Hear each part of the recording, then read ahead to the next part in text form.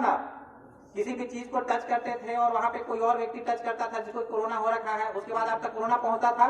उसी तरीके ये जो बैक्टीरिया आपके शरीर में पहुंचा, ठीक है, ये भी खांसने छींकने से, कोई व्यक्ति जो पहले से टीबी से संक्रमित होगा, पहले से बीमार होगा, वो आपके आसपास में कहीं छींका होगा और वो बैक्टीरिया आपके शरीर में प्रवेश कर गया। समझ रहे बात को? अब वो जो बैक्टीरिया है आपके शरीर में गया और अपना लक्षण दिखाना शुरू किया और वो जो टीबी है वो आप तक भी फैल गया। तो सबसे पहला लक्षण पकड़ में आया कि 2 सप्ताह तक लगातार खांसी या 14 दिनों तक लगातार खांसी। दूसरा जो लक्षण है खखार, यानी कि बलगम में खून आने लगता है, ठीक है, ये दूसरा लक्षण। अगर इस तरह का लक्षण किसी को दिखता है तो संभावना होता है कि इस व्यक्ति को टीबी पकड़ चुका है। जो तीसरा लक्षण है वो है भूख में कमी। जब सर्दी खांसी होता है तो हम लोग कैसे ही भूख नहीं लगता है, नहीं लगता है ना, तो भूख में कमी हो जाता है। अब जब भूख में कमी होगा, आप लगातार कुछ दिन तक नहीं खाइएगा तो वजन तो कम होगा। तो चौथा लक्षण है वजन में कमी। तीसरा था भूख में कमी, चौथा था वजन में कमी, और पांचवा लक्षण है शाम शाम में बुखार आना। केवल शाम शाम के समय बुखार आया करेगा।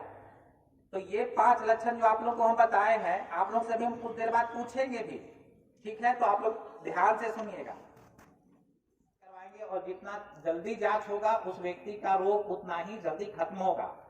ये जो टीबी बीमारी है, ये जब शरीर को पकड़ता है तो धीमे धीमे धीमे धीमे शरीर को कमजोर करते चला जाता है, वजन कमते जाता है, इंसान को समझ में नहीं आता है कि मेरे साथ हो क्या रहा है। तो ये लक्षण अगर आप किसी को बताएंगे, अगला भी जानेगा, इस तरीके से जानकारी का फैलाव होगा और बचाव होगा, ठीक है। अब आप लोगों को कुछ क्वेश्चन पूछना हो तो आप लोग पूछ सकते हैं मेरे से, इन्हीं को भी कोई क्वेश्चन पूछना है तो पूछ सकते हैं। नहीं पूछना है तो हम ये माने कि आप लोग टीबी के बारे में सब अच्छे से समझ गए हैं। तो चलिए ठीक है, पहला लक्षण कौन सा हुआ? दूसरा लक्षण कौन सा हुआ? तीसरा लक्षण कौन सा हुआ? चौथा लक्षण कौन सा हुआ? और पांचवा कौन सा हुआ? शरीर का कौन सा अंग प्रभावित होगा जब हमको टीबी होगा? तो बहुत अच्छा। अब अच्छा ये बताइए कि जो पेशेंट होता है उसके बैंक अकाउंट में कितने पैसे देती है, कितने महीने तक देती है? बहुत बढ़िया। तो अब ये माने कि आप लोग सब लोग जाके बताइए घर में। अब आज जो है सो वर्ल्ड टीबी डे है, 24 मार्च। तो ये दिन आप लोग को याद रहेगा ना? चलिए तो आप लोग को शपथ दिलवाते हैं। अब आप लोग मेरे साथ अगर बोले, सर्दी था, खांसी था, है ना, बुखार आता था, ठीक है, और भी कोई लक्षण, मुंह का टेस्ट चला जाता था, तो ये जो बीमारी था उसका लक्षण पहले पता चलता था ना। लक्षण पता करने के बाद हम लोग हॉस्पिटल जाते थे, जांच करवाते थे। जब कंफर्म होता था जांच में कि हाँ चलो हमको कोरोना है, उसके बाद कोरोना के हिसाब से दवा चला करता था। ये बीमारी अभी नया नया था, ठीक है, 2020 में आया, सब लोग इससे परिचित हुए। और एक बीमारी है टीबी, जो कि काफी समय से चला आ रहा है, ठीक है, ये सदियों पुराना बीमारी है, कोई आज का नया बीमारी नहीं है। इसको ट्यूबरकुलोसिस बोलते हैं और हिंदी में यक्ष्मा बोलते हैं। आप बच्चे लोग इसको किताब में भी पढ़े होंगे, कहीं जिक्र सुने होंगे टीबी का। कितने लोग सुने हैं? हाथ खड़ा करिए। कहता है कि आज जो दिन है, आज जो तारीख है, कितना तारीख है आज? सब लोग एक साथ बोले, 24 मार्च है ना। तो आज कौन सा दिन मनाने हम लोग आए हैं यहाँ?